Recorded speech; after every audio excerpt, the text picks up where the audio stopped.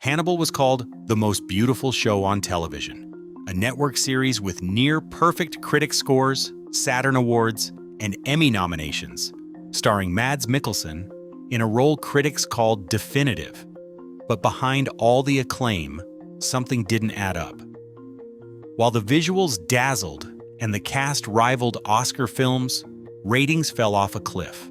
From over 4 million viewers at first to barely 1 million by the end, NBC seemed to have a masterpiece critics adored, yet they pulled the plug before Hannibal's story was complete. Why did a show so brilliant get canceled so fast? And is there something about TV itself that makes this paradox inevitable? Season 1 of Hannibal launched with an 82% rating on Rotten Tomatoes and a Metacritic score of 69. Solid numbers for a network drama, but just the beginning. By Season 2, critical consensus soared. Rotten Tomatoes posted a near-perfect 98%, and Metacritic climbed to 88. The third season settled at 92% on Rotten Tomatoes and 78 on Metacritic, still outpacing most network competitors. While the audience shrank, critics agreed the show only sharpened its vision over time. Industry awards followed. Hannibal won the Saturn Award for Best Network Television Series and earned multiple nominations across all 3 seasons. The show's technical artistry drew special notice. Emmy nominations arrived for Outstanding Cinematography and Outstanding Music Composition. James Hawkinson's camera work and Brian Wrightsell's score became recurring talking points in trade reviews and year-end lists. Prestige casting helped cement the show's reputation. Mads Mikkelsen's performance as Hannibal Lecter was called definitive by critics, while Hugh Dancy's Will Graham received similar praise. Supporting stars like Lawrence Fishburne and Gillian Anderson added further industry weight. Across 3 seasons, Hannibal collected more than a dozen major nominations and several wins from the Saturn Awards, Critics' Choice, and the Television Critics Association. The numbers tell a clear story. In the eyes of critics and industry peers, Hannibal stood among the best television had to offer. Mads Mikkelsen steps into the role of Hannibal Lecter with a calm precision that unsettles even in silence. His Lecter is elegant, unreadable, and magnetic. Less a monster in a cage, more a refined predator at the dinner table. Opposite him, Hugh Dancy's Will Graham is all nervous energy and haunted empathy, a profiler whose mind is both his weapon and his weakness. Their scenes together become a kind of psychological chess, each move layered with threat and longing. Bryan Fuller's vision shapes every frame. Hannibal abandons the beige, clinical look of most crime dramas. Instead, it bathes its world in deep reds and golds, with shadows that seem to swallow the light. The show's food styling, overseen by Janice Poon, turns cannibalism into a perverse art form. Roasted lungs arranged like haute cuisine, blood-red sauces glistening under crystal. Meals become rituals, each dish a clue to Lecter's mind. Lawrence Fishburne brings gravitas as Jack Crawford, while Gillian Anderson's Dr. Bedelia du Maurier adds icy wit and ambiguity. The cast, drawn from film and prestige television, lends the series a weight rarely seen on network TV. Critics call it the most beautiful show on television, not just for its camera work, but for its willingness to treat horror as high art. Every episode looks more like a gallery installation than a police procedural. In a landscape crowded with formula, Hannibal's operatic style stands alone, demanding attention, rewarding obsession, never settling for the ordinary. Hannibal's first episode drew 4.36 million viewers on a Thursday night, landing in NBC's prime drama slot. But the numbers didn't hold. By the end of Season 1, viewership had dropped to just under 2 million. Season 2 opened on a Friday, a slot known in the industry as the graveyard for struggling shows. The average audience slipped to 2.54 million, falling further as the season wore on. By Season 3, the show was moved again, first to Thursday, then to Saturday, where networks quietly air programs on their way out. The Season 3 premiere managed 2.57 million viewers, but the finale reached only 1.24 million. The season's average, 1.31 million, fell far short of the 5 million benchmark NBC expected for a drama to survive. Advertisers paid for live viewers, not those catching up on DVR or streaming later. Hannibal's cult following online didn't count toward the official tally. Each scheduling move chipped away at the audience, and the show's live ratings never recovered. NBC watched as the numbers slipped below 0.5 in the key 18 to 49 demographic, sealing the show's fate, no matter its critical acclaim. NBC never owned Hannibal.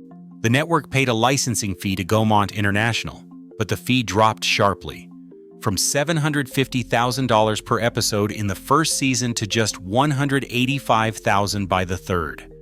Meanwhile, the cost to produce each episode stayed high, often landing between $2.5 and $3.5 million. Elaborate prosthetic effects, European location shoots, and intricate food styling kept expenses well above the typical network drama. Gaumont carried most of the financial risk, hoping international sales and streaming rights would make up the difference. But NBC had little incentive to keep a low-rated show it didn't profit from directly. The business model was upside down. NBC's advertising revenue depended on live viewers, but the show's cult audience preferred streaming or DVR. Even as critical acclaim grew, the numbers couldn't justify the expense. Amazon Prime secured streaming rights while Hannibal was still airing, meaning any bump in digital viewership didn't benefit NBC. The show's dark themes and queer subtext, rare for network TV, made it even harder to market to a broad audience. Departments inside NBC debated whether the show belonged on their schedule at all. With costs rising and returns shrinking, the financial gap became impossible to ignore. Streaming was changing how people watch television, but in 2013, binge culture hadn't yet taken over. Hannibal arrived just as audiences were starting to shift from weekly appointments to on-demand marathons. Most viewers missed the show's original run on NBC, only discovering it later on Amazon Prime or Netflix. After cancellation, something unusual happened. The fan base grew. Hashtags like #SaveHannibal trended on Twitter and Tumblr, drawing in new viewers who had never tuned in live. Digital petitions collected tens of thousands of signatures, and online communities organized global rewatch parties. The show's gothic style and slow-burn storytelling, once a barrier on network TV, became a selling point for streaming audiences who preferred to watch at their own pace. In the years after 2015, Hannibal's cult following flourished online, with fan art, analysis, and memes keeping the series alive long after its final episode aired. The timing of its broadcast meant the audience it needed only found it after it was gone. Season 3 pushed Hannibal to its creative limits. The Italy arc unfolded like a fever dream, then gave way to the Red Dragon storyline with Richard Armitage.